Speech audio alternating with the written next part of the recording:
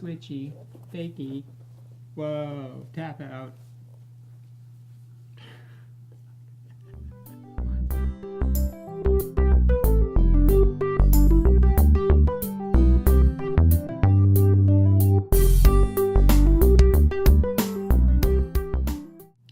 Hey everybody, welcome to Seriously Lighthearted Yoga. Hello. Today we're going to be kind of doing the opposite of what we spoke about yesterday. So yesterday we spoke about yoga on the mat. Today we're going to be speaking on yoga off of the mat.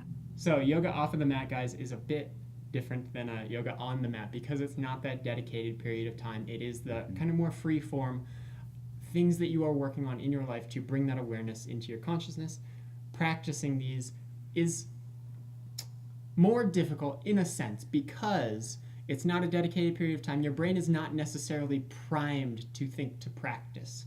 So when you have that moment where you say, react angrily to something, that is a moment where there's a lot of work that can be done in your practice. However, the first thing you need to do is recognize those moments. So you need to recognize the moments, say, when you are angry, or the moments when you are feeling a bit lethargic and aren't quite trying to do anything. You're not aware of anything. You're kind of in that sleep mode that we talked about. And then after that, once you have begun to recognize the states, I would say introduce the idea of that stop gap that we talked about. So recognize that once you have recognized the points, you can insert like a period of time where you don't react to it. So again, you've recognized it. You're not reacting to it before you think about what would be a good way to practice your yoga in that moment.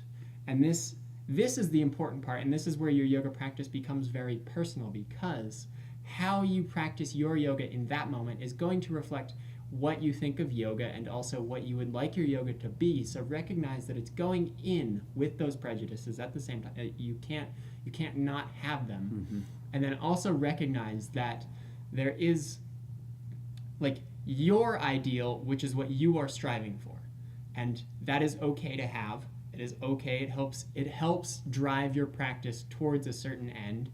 But temper that with a good knowledge of what you are doing and what yoga says about it. So go back and take a look at some of the videos that we've done in the past. Recognize what might be a good practice for you and what is a good place to take those moments in your yoga practice. And then bring it into your life. Remember that this is going to be, again, the sort of less dedicated period. So it's going to be a lot more freeform. It's going to be a lot more sort of open to how you integrate it into your maybe what you would consider maybe your daily life. Mm-hmm. Not that you're not integrating your mat time into your daily life, but this is about integrating yoga into everything else. Yeah, everything else that you do. You're not sitting down and doing yoga. You are going to work, and you're going to get a cup of coffee, and you're driving across town, and you're hanging out with friends.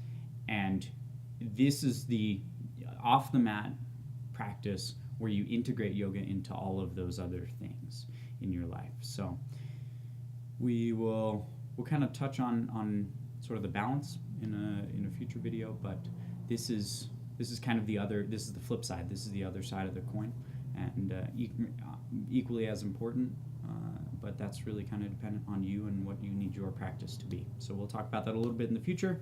Let us know if you have any questions. High five us like that. We'll see you guys tomorrow.